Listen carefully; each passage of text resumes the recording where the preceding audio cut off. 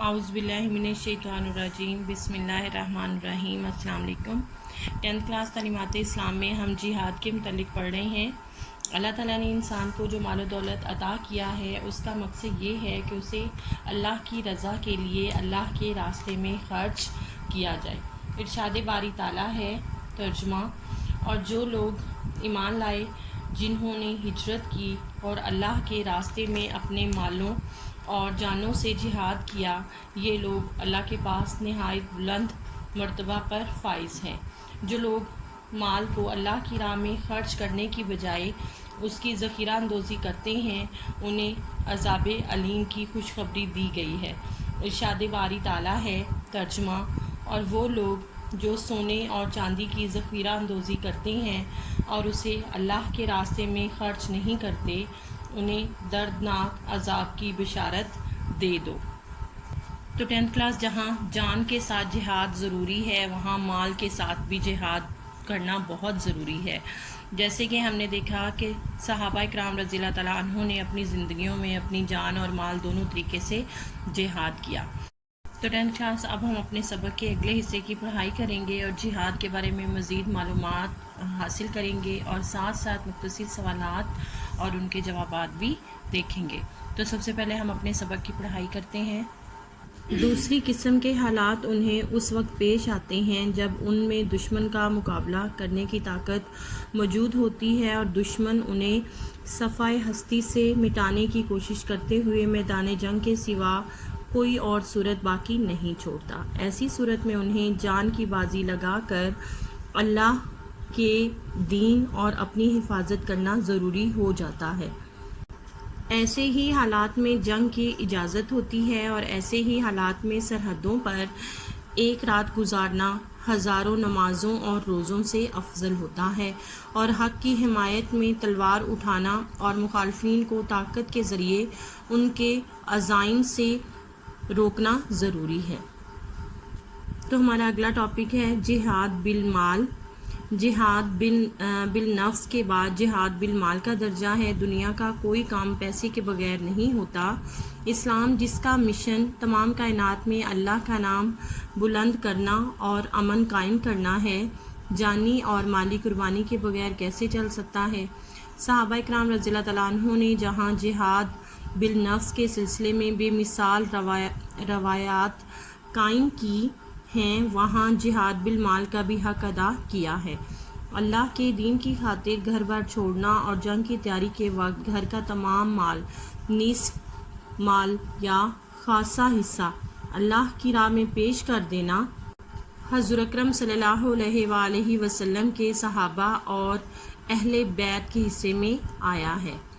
जिहाद यानी किताल फ़ी सबीलिल्लाह की इजाज़त, यानी वो कौन सी वजूहात हैं या कौन सी सूरतें हैं जिसकी वजह से जो जिहाद है या किताल फ़ी सबीलिल्लाह जो है अल्लाह की राह में लड़ने की इजाज़त किन सूरतों में मिलती है। अब हम इस टॉपिक को पढ़ेंगे। दर्ज सूरतों में से किसी एक की मौजूदगी में ऐलान जंग की इजाज़त है। दुश्मन इस्लामी मुल्क पर हमलावर हो, दुश्मन अपने मुल्क में अहले इस्लाम को जुल्म सितम का निशाना बनाए और दीन पर पाबंदियां आयद करे, दुश्मन मुसलमानों को बेगुनाह कत्ल करे। चौथे नंबर पर है दुश्मन शिकस्त अहद का मुर्तकिब हो और गद्दारी करे, फसादी और ख़तरनाक दुश्मन की तरफ से हमले का ख़तरा हो। जब ऐलान जंग हो जाए तो हर मुसलमान मर्द अक्ल बालिग जो मोहताज और बीमार ना हो जंग में शरीक होना वाजिब हो जाता है। ये अमीरुल मोमिनीन का काम है कि जिसे चाहे मैदान जंग में भेजे और जिसे चाहे पीछे छोड़े। ऐसे वक्त में जंग से कतराना या मैदान जंग से भाग निकलना निफाक की अलामत है और इस किस्म की हरकत मोमिन की शान के ख़िलाफ़ है, जो अपना मालो जान अल्लाह के हाथ जन्नत के बदले फ़रोख्त कर चुका है। तो 10th क्लास अब हम अपने सबक के इस हिस्से से मुख्तसर सवालात और उनके जवाबात देखेंगे। तो आज का हमारा पहला सवाल है, जान से जिहाद करने वालों को दूसरी किस्म के हालात कब पेश आते हैं। तो 10th क्लास हमारे इस सवाल का जवाब है, دوسری قسم کے حالات انہیں اس وقت پیش آتے ہیں جب ان میں دشمن کا مقابلہ کرنے کی طاقت موجود ہوتی ہے اور دشمن انہیں صفحہ ہستی سے مٹانے کی کوشش کرتے ہوئے میدان جنگ کے سوا اور کوئی صورت باقی نہیں چھوڑتا۔ ایسی صورت میں انہیں جان کی بازی لگا کر اللہ کے دین اور اپنی حفاظت کرنا ضروری ہو جاتا ہے۔